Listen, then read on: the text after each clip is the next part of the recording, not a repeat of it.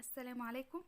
النهارده بقى جايلكم في الجزء الثاني من الفيديو بتاع اعاده تدوير البنطلون الجينز. هو عامه اعاده تدوير البنطلون الجينز ما بتخلصش معانا نهائي يعني.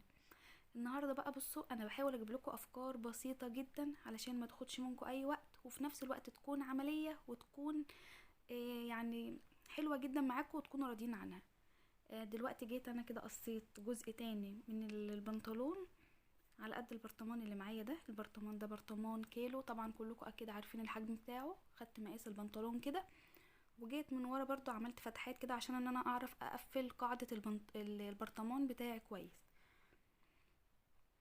بصوا يعني مستقل مفيش ابسط من كده افكار، حتى مش هتكلفكم من بره ان انتوا تشتروا كلف ولا تشتروا جبير ولا تشتروا اي حاجة تعملوا بيها.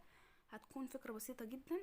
زي ما انتوا شايفين كده بدأت اقفل القاعدة بتاعة البرطمان، وعايزين تقفلوها برضو بقطعة دائرية مفيش اي مشكلة عادي خالص زي ما انتوا شايفين كده. لو وصلتوا معايا لحد هنا ما تنسوش تحطوا لايك، ولو انت جديدة ما اشتركتيش في القناة يلا بسرعة اشتركي في القناة عشان تتابع معايا كل الفيديوهات الجديدة اللي هتنزل. وطبعا تشاركوني بافكاركم، وما تنسوش تكتبولي اللهم صل وسلم وبارك على سيدنا محمد وعلى اله وصحبه وسلم في الكومنتات تحت.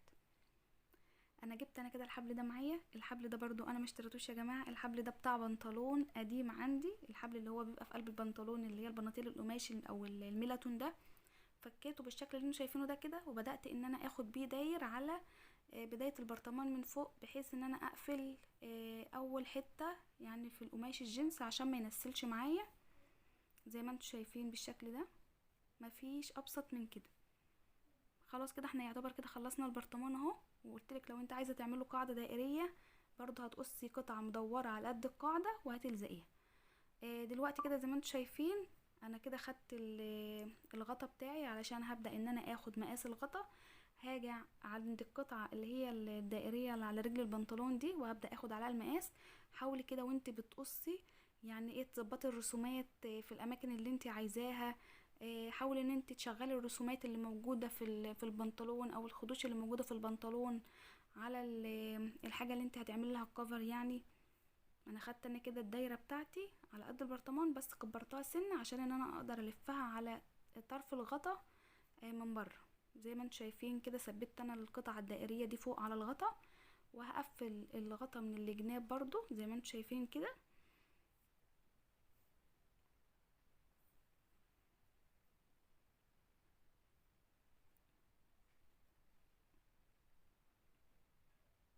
كده خلاص انا قفلت كده الغطا من الجناب، وهبدا اشيل الزياده اللي فوق الغطا ديت بالمقص.